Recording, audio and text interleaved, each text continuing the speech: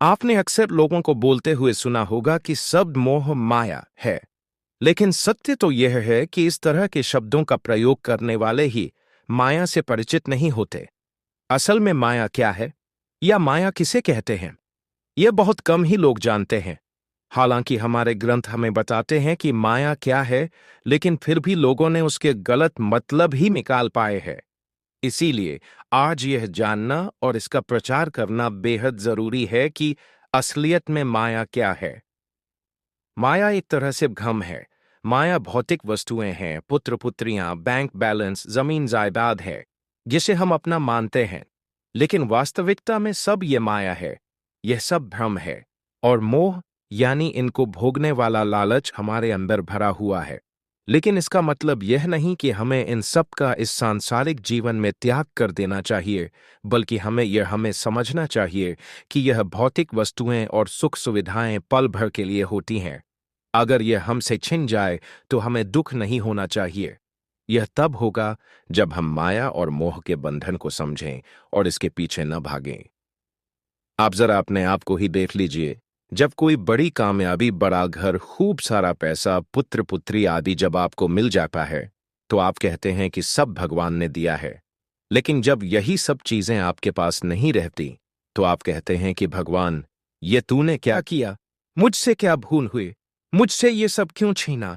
लेकिन ये सब चीजें भगवान ने ही आपको दी है और वह ले भी सकता है। और ऐसा भी हो सकता है आपको इसके बदले और ज्यादा दे दे। लेकिन आप नहीं मानेंगे, आप उस चीज की वजह से आप दुखी हो जाएंगे। तब आप ये सोचे कि जब आप इस धरती पर आए थे तब आपके पास कुछ नहीं था, और ये सब आपके साथ जाएगा भी नहीं। जाएंगे तो सिर्फ आपके किए हुए कर्म। और आपदा इस धरती पर भूलकर वे उसी कन्या के साथ बातचीत करने लगे। धीरे धीरे एक दूसरे के प्रति प्रणय भाव उत्पन्न होने लगा। कब फिर नारद उस कन्या के पिता के पास जाकर उसके साथ विवाह करने के लिए प्रार्थना करने लगे। विवाह भी हो गया और वे उसी गांव में रहने लगे। धीरे धीरे उनके संतति भी होने लगी। इसी तरह रहते रहते 12 वर्ष बीत गए। नारद के ससुर भी मर गए और उनकी संपत्ति के नारद उत्तराधिकारी हो गए, और पुत्र कलत्र, भूमि, पशु, संपत्ति, गृह आदि को लेकर नारद खूब स्वच्छंदतापूर्वक सुख से रहने लगे।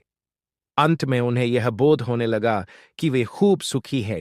इसी समय उस देश में बाढ़ आई। एक दिन रात के समय नदी दोनों तटों को तोड़कर बहने लगी और संपूर्ण गांव डूब गया। मकान सब गिरने लगे। मनुष्य, पशु, पक्षी सब बह बह कर डूबने लगे। नदी की धार में सभी कुछ बहने लगा।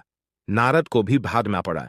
एक हाथ से उन्होंने स्त्री को पकड़ा, दूसरे हाथ से 2 बच्चों को और एक बालक को कंधे पर बिठाकर उस भयंकर नदी को पार करने की चेष्टा करने लगे। कुछ दूर जाने के बाद ही लहरों का वेग बढ़ने लगा। कंधे पर बैठे हुए शिशु की नारद किसी प्रकार रक्षा न कर सके। वह गिरकर तरंगों में बह गया। निराशा और दुख से नारद चीत्कार कर उठे। उसकी रक्षा करने को जाते ही और एक बालक, जिसका हाथ वे पकड़े हुए थे, हाथ से छूट डूबकर मर गया। अपनी पत्नी को वे अपने शरीर की समस्त शक्ति लगाकर पकड़े हुए थे। अंत में तरंगों के वेग से पत्नी भी उनके हाथ से छूट गई और वे स्वयं तट पर गिरकर मिट्टी में लोटपोट होने लगे और बड़े कातर स्वर में विलाप करने लगे। इसी समय मानो किसी ने उनकी पीठ पर कोमल हाथ रखकर कहा, वत्स, कहाँ, जल कहाँ है? तुम जल लेने गए थे, मैं तुम्हारी प्रतीक्षा में हूं। तुम्हें गए हुए आधा घंटा हुआ। आध घंटा। नारद के लिए तो 12 वर्ष बीत चुके थे, और आधे घंटे के भीतर ही ये सब दृश्य उनके मन के अंदर से निकल गए। यही माया है। किसी न किसी रूप में हम सब इसी माया के भीतर रहते हैं। माया हमेशा बदलती रहती है। यदि आप इसमें फंसे तो यह आपको आपके अनुसार ही नियंत्रित करना सीख लेती है।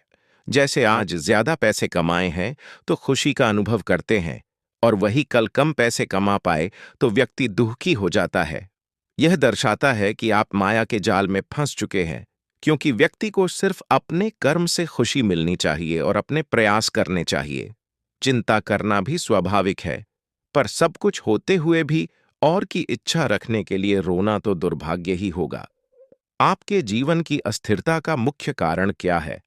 आपको यह समझना बेहद जरूरी है, क्योंकि ऐसे कुछ तुच्छ कारण जो आपको प्रभावित करने में लगे हैं, वह माया में लिप्त होने के संकेत है। हमेशा बदलती हुई तमाम घटनाएं और आपके आसपास की चीजें ही माया हैं। स्थिरता तब आती है जब आप अपने अंदर किसी ऐसी चीज पर काम करते हैं जो बदल नहीं रही है, जो पूरे समय एक समान रहती है। इसे माया के जाल से बाहर निकलना कहा जाता है। यूं तो लोगों ने माया शब्द के जाने कितने ही अलग अलग अर्थ निकाले हैं, जिसमें से एक और प्रमुख अर्थ है कि माया जिसका कोई रूप है, लेकिन जब आप उसे पकड़ने की कोशिश करते हैं तो वह आपके हाथ में नहीं आती है। दुनिया में सब कुछ ऐसा ही है। आपको कोई चीज बड़ी सुंदर लगती है, आपको आकर्षित करती है, आप उसके लिए तड़पने लगते हैं, यहां तक कि यदि वह नहीं मिलती तो लोग आत्महत्या भी कर लेते हैं। लेकिन सत्य इन सब से परे है। सत्य यह है कि माया बदलती रहती है, और जब आपको कोई ऐसी